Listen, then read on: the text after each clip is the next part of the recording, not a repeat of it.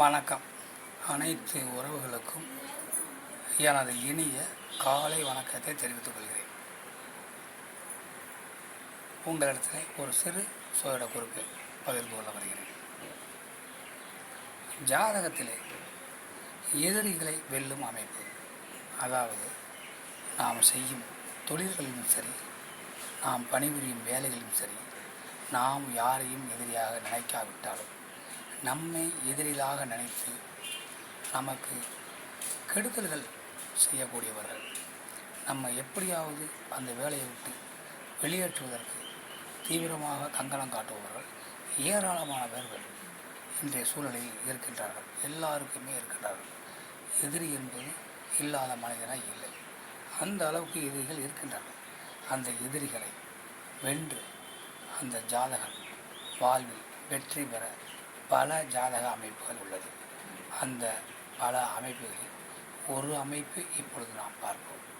அதாவது உங்கள் ஜாதகத்தில் லக்கணம் எந்த லக்கணமாக வேண்டுமானால் இருக்கட்டும், லக்கணத்தை பற்றி பிரச்சனை இல்லை. லக்கணத்தில் குரு பகவான் இருக்கிறாரா என்று பாருங்கள். குரு பகவான் இருந்தால் உங்களை எதிரிகள் வீழ்த்த முடியாது. அவர்கள்தான் தோல்வி அடைவார்கள். அதே நேரம் லக்கணத்தில் குருபகவான் இல்லையா, பரவாயில்லை. அந்த குருபகவான் லக்கணத்தை பார்க்கிறாரா என்று பாருங்கள். அவரது 3 பார்வைகள், 5ஆம் பார்வை, 7ஆம் பார்வை, 9ஆம் பார்வை என 3 பார்வைகள் குரு பகவானுக்கு இருக்கிறது. அந்த 3 பார்வைகளில் ஏதாவது ஒரு பார்வையில் குரு பகவான் லக்கணத்தை பார்க்கிறாரா என்று பாருங்கள். அப்படி லக்கணத்தை பார்த்தாலும் நீங்கள் எதிரிகளை வென்று விடுவீர்கள். எதிரிகள் என்னதான் நினைத்தாலும் அவர் நினைத்த காரியம் நடக்காது. அவர்கள் தோல்வி அடைவார்கள்.